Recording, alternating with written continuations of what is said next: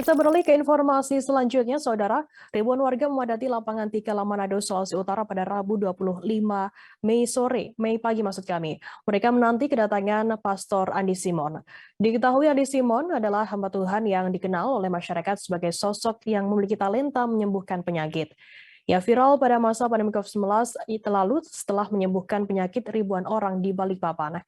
Informasi lebih lengkapnya akan disampaikan oleh rekan jurnalis kami dari Tribun Manado, ada Arthur Rompis yang akan melaporkannya. Silakan rekan Arthur. Ya, halo kita dan Tribuners. Jadi tadi pagi Kota Manado dibuat heboh dengan kedatangan Pastor Andi Simon. Jadi Pastor Andi Simon ini datang untuk jogging sekaligus melakukan penyembuhan kepada masyarakat sebagaimana yang biasa ia lakukan. Jadi dia datang di lapangan Sparta di Kalangan. Sana dia disambut dengan sekitar belasan ribu warga yang sudah menantinya sejak subuh hingga pagi.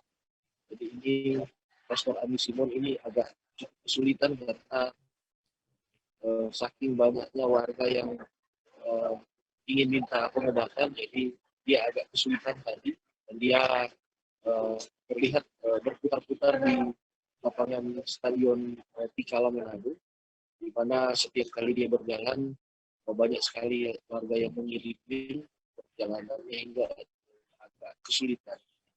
Namun meski demikian, Pastor Andi Simon ini terlihat berhasil menyembuhkan beberapa orang.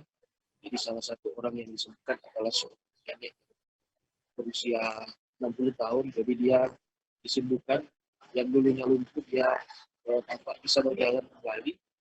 Dan Tribuners kedatangan Pastor Andi Simon ini memang menyita perhatian warga Manado. Ada ribuan warga yang tadi memadati lapangan tersebut dan acara itu kemudian diberhentikan oleh para kepolisian. Jadi aparat kepolisian langsung menarik Pastor Andi Simon. Demikian. Ya, baik. Terima kasih rekan Arthur atas laporannya. Selamat bertugas kembali. Jangan lupa subscribe, share, komen, dan like ya.